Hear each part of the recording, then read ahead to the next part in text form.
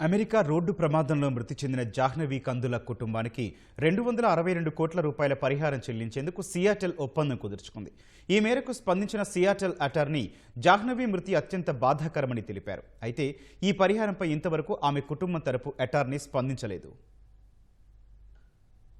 అమెరికాలో పోలీసు అధికారి నిర్లక్ష్యం వల్ల మృతి చెందిన తెలుగు విద్యార్థిని జాహ్నవి కందుల కుటుంబానికి 262 కోట్ల రూపాయల పరిహారం చెల్లించేందుకు సియాటెల్ ఒప్పందం కుదుర్చుకుంది.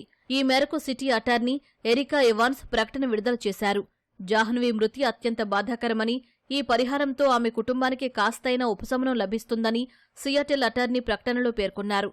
అయితే దీనిపై జాహ్నవి కుటుంబం తరపు అటార్నీ నుంచి ఇంతవరకు స్పందన రాలేదు.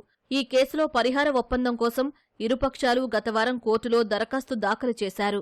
ఆంధ్రప్రదేశ్లోని కర్నూలు జిల్లాకు చెందిన 23 ఏళ్ల జాహ్నవి ఉన్నత చదువుల కోసం 2021లో అమెరికా వెళ్లారు. సౌత్ లేక్ యూనియన్లోని నార్త్ ఈస్టర్న్ యూనివర్సిటీలో మాస్టర్స్ డిగ్రీలో చేరారు.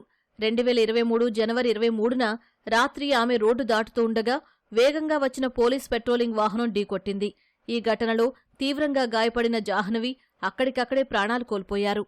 ప్రమాదం జరిగిన ప్రాంతం గంటకు 40 కిలోమీటర్ల వేగ పరిమితి జోన్లో ఉండగా డ్రగ్స్ అధిక మోతాదు కాలుకు స్పందిస్తూ కెవిన్ అనే అధికారి వాహనాన్ని గంటకు 119 కిలోమీటర్ల వేగంతో నడిపినట్టు తేలింది. ఘటనా స్థలిలో మరొక అధికారి బాడీ కెమెరాలో ఈ అమ్మాయి ఓ సాధారణ వ్యక్తి, ఈ మరణానికి విలువలేదు అన్న మాటలు రికార్డయ్యాయి. దీనిపై అప్పట్లో భారత్ తీవ్ర అభ్యంతరం వ్యక్తం చేసింది. ఈ ఘటనపై దర్యాప్తు జరపాలని భారత దౌత్య కార్యాలయం డిమాండ్ చేసింది.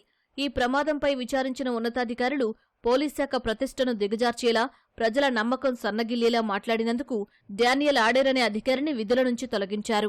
అలాగే నిర్లక్ష్యంగా వాహనం నడిపినందుకు కెవిన్ను కూడా విధుల నుంచి తొలగించడంతో పాటు $5,000 జరిమానా విధించారు. ప్రాసిక్యూటర్ కార్యాలయం కెవిన్పై క్రిమినల్ కేసు నమోదు చేయడానికి తగిన ఆధారాలు లేవని పేర్కొంది.